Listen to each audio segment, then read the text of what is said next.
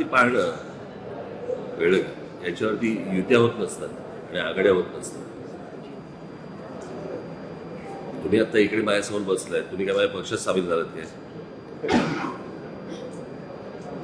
प्रत्येक ठिकाणी प्रत्येक मतदारसंघामध्ये पक्षाचे जे माझे सहकारी आहेत ते सगळेजण कोणाचं ना कोणातरी नाव सांगत असतंच. मी परत तेच सांगतोय की अजूनही या सगळ्या गोष्टी पाहणं आमचं चालू आहे. या सगळ्या गोष्टींचा प्रत्यक्ष सर्वे सुरू आहे. 2019 नंतर जर समजा तुम्ही महाराष्ट्राचं वातावरण पाहिलं तर सगळ्यात चिखल झालेला आहे महाराष्ट्रामध्ये. मी मध्यंतरी एका कुठच्याही कार्यक्रमामध्ये गेलो होतो, त्यावेळेला त्या कार्यक्रमामध्ये मला असं वाटतं विधानसभेत गेलो होतो. बाळासाहेबांच्या तैलचित्राचं अनावरण होतं. मला समोर बसलेले लोक जे होते ते कोण कुठच्या पक्षाचे हेच कळत नव्हतं. बसलेले सगळे आमदारच होते. मध्यंतरी मला एक कुठे होतं पुण्यात, ते तुमचं नाट्यसंमेलन होतं ना, त्या नाट्यसंमेलनाला मला काही राष्ट्रवादीचे नगरसेवक मला भेटायला आल्यावर त्यांना मी विचारलं, म्हटलं 5-6 जण होते, आम्ही राष्ट्रवादीचे नगरसेवक. मी त्यांना विचारलं कुठल्या, ते 3 जण बोलले आम्ही पवार साहेबांचे. दोघे बोलले आम्ही अजित पवार गटाचे. इतका मेस झालेला आहे. अशा प्रकारचं वातावरण मी कधी महाराष्ट्रामध्ये आजपर्यंत कधी पाहिलं नाही, महाराष्ट्रातील जनतेने कधी पाहिलं नाही. आणि माझ्या भाषणामधनं किंवा माझ्या बोलण्यामधनं सतत असं की लोकांनी, जनतेने यांना वटणीवरती आणलं पाहिजे.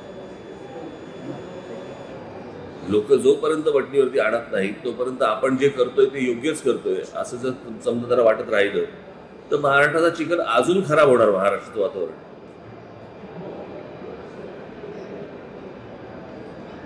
आणि हे जर मला असं वाटतं सुधारवायचं असेल, पूर्ववत महाराष्ट्र जर करायचं असेल तर लोकांनी, जनतेने या गोष्टींचं भान ठेवणं गरजेचं आहे. आपण नुसतंच नरेंद्र मोदी देशाचे पंतप्रधान व्हावे असं वाटणं ठीक आहे, पण खालच्या लेवलला ज्या प्रकारचं राजकारण सुरू आहे असं जर समजा एका व्यक्तीच्या नावाने जर खाली सगळा बेस होत राहिला तर हे काही पोषक चांगलं वातावरण नाही. आणि आपण एक गोष्टीचा विचार केला पाहिजे की आज आपण आज म्हणून बघतो आहोत, पण असे अनेक तरुण आहेत, अशा अनेक तरुणी आहेत महाराष्ट्रामध्ये की जे भविष्यामध्ये राजकारणामध्ये येऊ इच्छितात. त्यांच्यासमोरचं राजकारण काय हे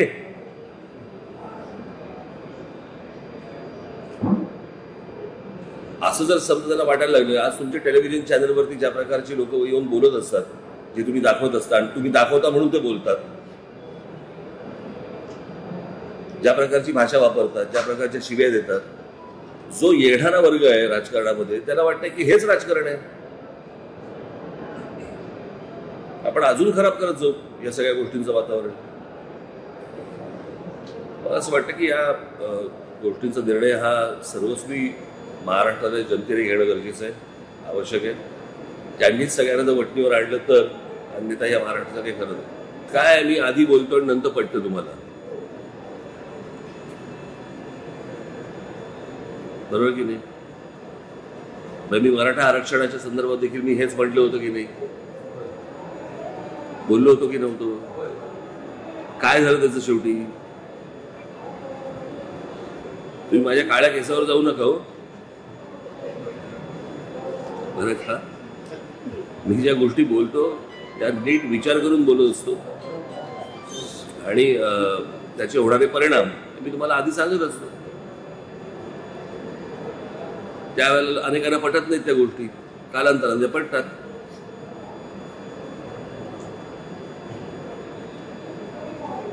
आणि जगभर जर समजा तुमचं मतदान हे जर समजा शिक्क्यावरती जर समजा असेल, जगभर जगातल्या सगळ्या पुढारलेल्या देशांमध्ये जर समजा तशा प्रकारचं मतदान असेल तर आपणच का वोटिंग मशीन घेऊन बसलोय? बरं, मी बटन दाबल्यावरती मला कळतच नाही ते मतदान झालंय माझं नाही झालंय, फक्त खूप असा एक आवाज आला त्याच्या पलीकडे मला कळतच नाही की बरं मी ज्याला मतदान केलं त्याला मिळालं का. माझ्या मराठी मुलांना मुलींना याच महाराष्ट्रामध्ये नोकऱ्या मिळाल्या पाहिजेत, त्याला शिक्षण उत्तम शिक्षण मिळालं पाहिजे, याची सगळ्यात श्रीमंत राज्य आहे. या संपूर्ण इतक्या श्रीमंत राज्यामध्ये जर समजा अशा प्रकारचा टाहो फोडला जात असेल तर ते कोणतरी करवतंय हे तुम्हाला लक्षात येतं. बाकीच्या राज्यांमध्ये काय नाही होते हे. जो संपूर्ण महाराष्ट्र हा विस्कळीत करणं हे जर अनेकांचं जर ध्येय असेल आणि त्याला जर महाराष्ट्र बळी पडत असेल दुर्दैव आहे. आमची तयारी सांगू तुला, जाहीरपणे सांगू. तुमच्या ऑफिस मधल्या गोष्टी सांगता का तुम्ही आम्हाला?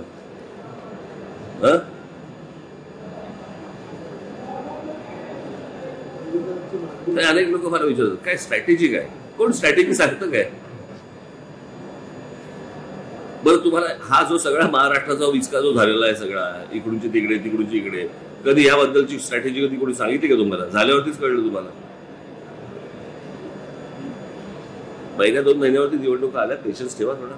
याचं कारण असं झालंय की आता सध्या काय आहे की आपल्याकडचे मी माझ्या भाषणामध्ये बोललोय की आपल्याकडचे महापुरुष हे आपणच जातीमध्ये विभागून टाकलेत आणि या महापुरुषांवरचं राजकारण फक्त आता सध्या सुरू आहे. त्याच्यामुळे कधी नाव न घेणारे, छत्रपतींचं नाव न घेणारे आमचे शरद पवार, आज त्यांना रायगड आठवला. मी मागे ठाण्यामध्ये जाहीर सभेमध्ये मी सांगितलं होतं तेव्हा त्यांची मुलाखत घेतली होती, आठवतं मी तुम्हाला? मी तेव्हाही तो प्रश्न विचारला होता की तुम्ही शाहू फुले आंबेडकर नेहमी बोलता पण शिवछत्रपतींचं नाव तुम्ही कधी घेत नाही.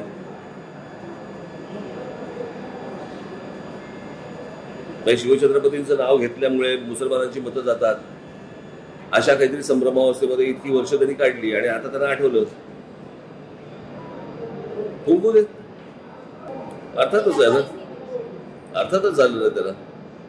मला असं वाटतं की ते जे काही गणपतराव गायकवाड असं एखादा माणूस इतक्या टोकाला जाऊन गोळीबार का करेल हे पण मला असं वाटतं तपासलं पाहिजे ना.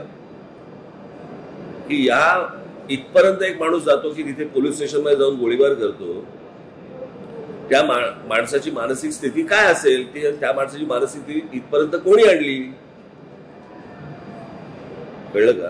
ह्याच्या मला असं वाटतं सखोल चौकशी होणं गरजेचं आहे. कोर्टामध्ये ती होईलच. नाही कसं आहे, मराठी भाषेला जो दर्जा द्यायचा आपण म्हणतोय, मराठी भाषेसाठी मराठी माणसांसाठी आहे. मी इतकी वर्षा सगळा लढा सुरू आहे, पण मराठी भाषेचा अभिमान असणारे आपल्याकडे किती लोक आहेत असे.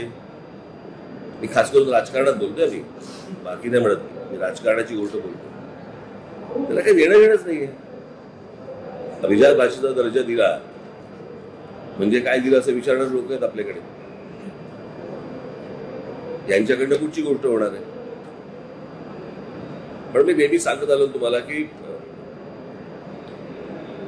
राज्यांमध्ये राष्ट्रीय पक्षांची गरज नसते, राज्यातले पक्ष पाहिजे आणि राज्यातले पक्षच हे या प्रकारचा दबाव आणू शकतात आणि तरच त्या गोष्टी होतात. त्याचा ईडीबीडीचा काय संबंध आहे? मी लोकांच्या बद्दल बोलतो, तुम्ही कशाबद्दल बोलताय?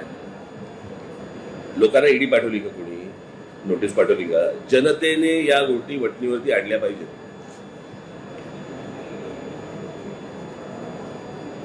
कळलं का? त्याशिवाय ते होणार नाही. मला समजत नाही, निवडणूक आयोग हा नेमलेला आहे 5 वर्ष तिकडे, ते म्हणजे सततच आहे ना. 5 वर्ष काय काम करतात? तुम्हाला निवडणुकीची यंत्रणा उभी नाही करतायत आणि मग ऐकायला यायचं आणि तुम्ही सांगायचं शिक्षकांवरती भार टाकायचा. आता काहीतरी ते जातीचे दाखले करण्यासाठी म्हणून ती लोक पाठवली आहेत. काय अर्थ आहे या गोष्टीला?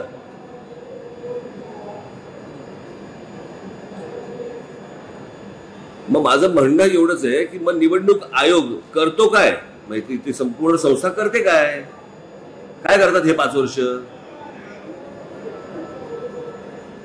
आता काहीतरी म्हणे काहीतरी नवीन सर्क्युलर आणायचा काहीतरी प्रयत्न करतायत की शाळा संपल्यानंतर त्या शिक्षकांना